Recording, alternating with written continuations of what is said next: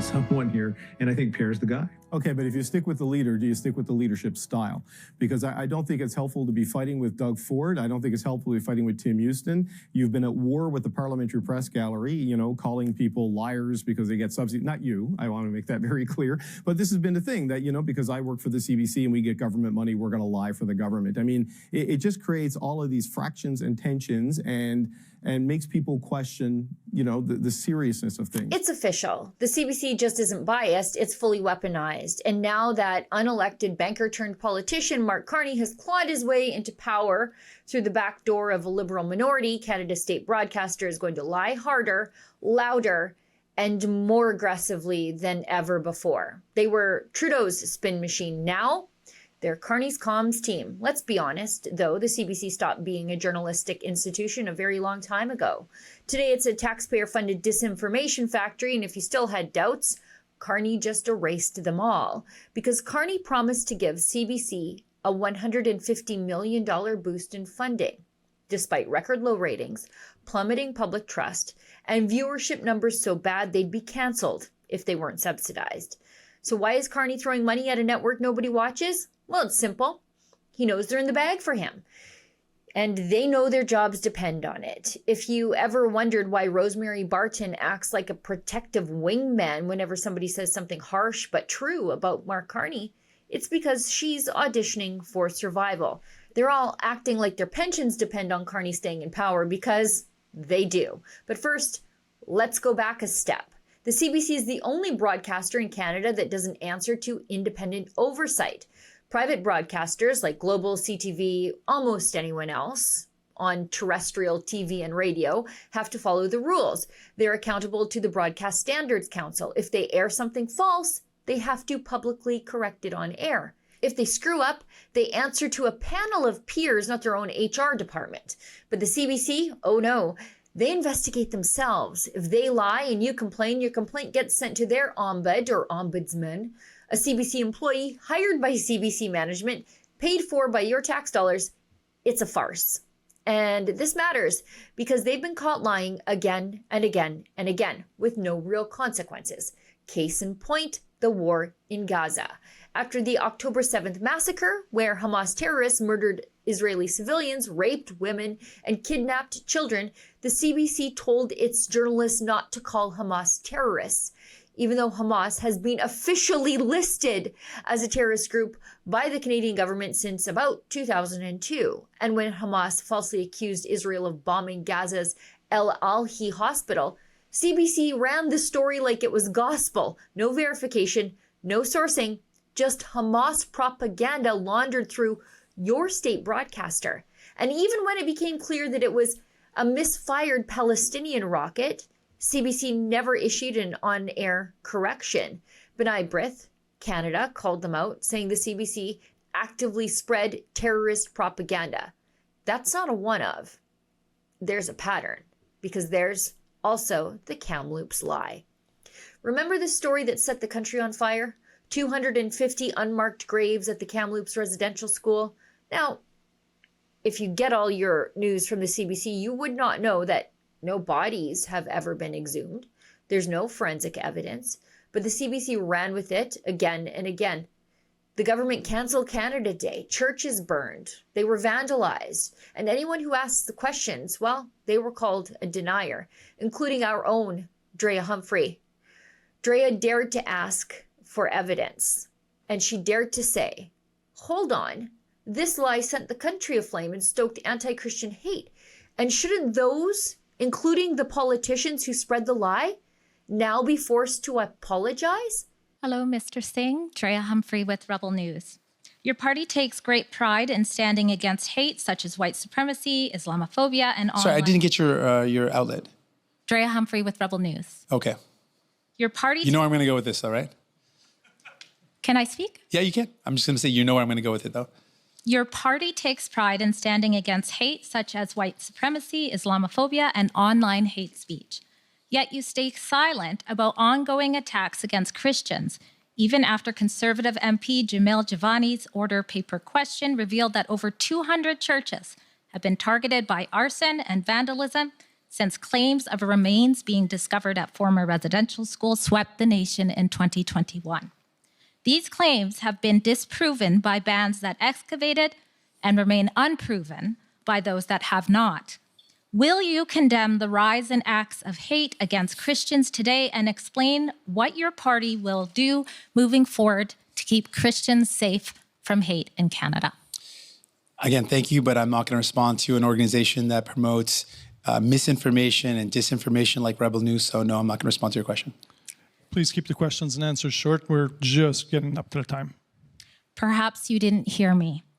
Over 200 Christian places of worship have been attacked in Canada since 2021. Many served First Nations communities, many were historic, and they diverted police and resources and put others at risk. What do you say to Canadians who see your refusal to answer, especially from one of the few media outlets here that are not funded by the state, as proof that a vote for you is a vote for a dangerous radical party that gaslights the public into thinking it stands against hate when its silence is instead emboldening Christophobia?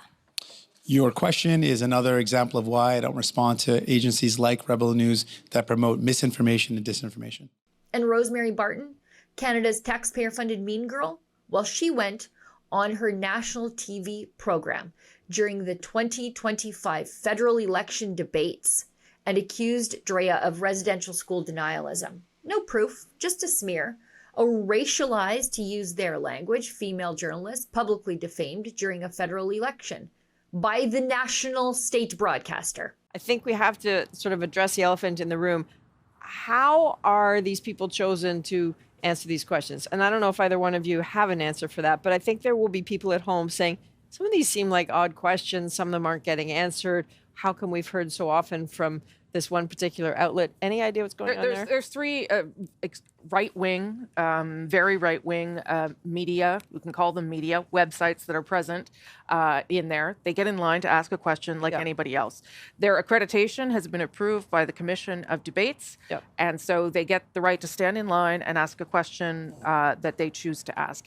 In this case, you saw Mr. Singh, and this has been his position for some time, to refuse to answer questions. Rebel News in particular traffics in misinformation, facts, lack of facts, and as you heard in that question, which was woven with some truth and some things that weren't true. Yes, there have been burnings of Christian Catholic churches. Yes, there have been remains of Indigenous children found in various places around the country, which she misrepresented. And when the truth came out, CBC didn't correct it on air. They didn't apologize. They quietly issued a correction on a page that nobody reads. And that's a violation of their own policies, which state that televised errors must be corrected on television. But the rules don't apply when you're the ruling party's favorite outlet. And they do it again and again. During the 2025 Leaders Debate, CBC host David Cochrane and Barton again pressured the Debates Commission to ban Rebel News from attending, despite 2 court rulings saying that it was illegal to block them. They also publicly said that our accreditation was revoked. It wasn't. They falsely claimed Ezra Levant disrupted their live broadcast. He didn't. They claimed Rebel News billboard truck rented out to a third party was operating illegally. It wasn't. There was some sort of an altercation inside there in the last little while involving Ezra Levant, who is the head of Rebel News, and other journalists. Michel Cormier has escorted Ezra Levant out. His credentials, we believe, has been revoked. Earlier in this program, you might have seen sort of some glitchy video playing because we had to go to tape because Mr. Levant and his people came over with cameras rolling and tried to interrupt this broadcast, you know, which is something journalists do to other journalists, I guess. The duo spread misinformation over and over again about who is allowed at the debate and who is disruptive, while acting like CBC itself should be the gatekeeper of Canadian democracy. Meanwhile, as we do, Rebel News filmed everything. You can watch the raw footage of the lies at, you guessed it, cbclies.com. And when you do watch, ask yourself this: why does the CBC lie, even when they know the truth is on camera? Well, it's because they assume you'll never see it, because they believe they're untouchable. And now Mark Carney wants to give them more power. Carney isn't just rewarding the CBC for their loyalty. He's also laying the groundwork for a censorship regime. Because besides promising CBC $150 million more, he also said this. We announced a series of measures on crime. And we announced a series of measures with respect to online harm and other factors. And one of the observations we had, one of the issues we're dealing with, there's many serious issues that we're dealing with respect to crimes of violence, conjugal violence, drugs, fentanyl, others. But one of them is with respect to really just the sea of misogyny, anti-Semitism, hatred, conspiracy theories, this sort of pollution that's online that washes over our virtual borders from the United States. Is the sea of misogyny, anti-Semitism, hatred, and conspiracy theories. This sort of pollution online that washes over our virtual borders from the United States. That wasn't just moralizing. That was a target list for censorship if you're paying attention. Carney doesn't mean dealing with the Hamas hate marches or the anti-Christian crimes or the misinformation and conspiracy theories of the CBC. In fact, Carney also said he agrees with Hamas, remember? Hamas. We all agree on Hamas, on a two-state No, we don't agree with solution. Hamas. No, we're against Yes, Hamas, we're all against absolutely. Hamas, we are. And And we're in favor of a two-state solution. What Carney means is that what you say and believe about him is pollution. And we know Carney hates pollution, like so-called carbon pollution that he hates so much, he will legislate against. He'll legislate against your polluting free speech. That's not leadership. That's authoritarian in a tight necktie. He wants a media ecosystem where only his version of the truth is allowed. And with the CBC in his corner, well, that's easy enough. They're bought. They're desperate. They're acting like his re-election team, even now, after he's been elected. But let's not forget, I mentioned off the top, CBC's viewership is in the toilet. Most of their content is watched by fewer people than a Rebel News live stream. And they know it. If this were a private company, they'd be bankrupt by Christmas. But Carney's CBC is too politically useful to fail. So he'll prop them up with your money and let them punish dissent while they're at it. So here's the bottom line. The CBC lies, the CBC smears, the CBC fabricates, and the CBC censors. And now, under Carney, the CBC will become the nerve center of a national censorship regime. They are not Canada's trusted news source. They're not a public service. They're a taxpayer-funded comms team for the ruling class. So what do? Well, once the Conservatives get elected, they must cut their funding. If the CBC wants to be activist, they can crowdfund like everyone else. 2, they should put them under real oversight. End this ombudsman scam. Make these people answer to the Broadcast Standards Council like every other terrestrial network. And here's what you can do. You can support independent media, Rebel News, Western Standard, Juno, True North, even the smaller independent guys, the ones fighting for truth while CBC rewrites it. Because the CBC lied before, and under Mark Carney, they've got the money to lie louder. But they're not the only ones with cameras. They're not the only ones with microphones. And we, well, we've got the receipts.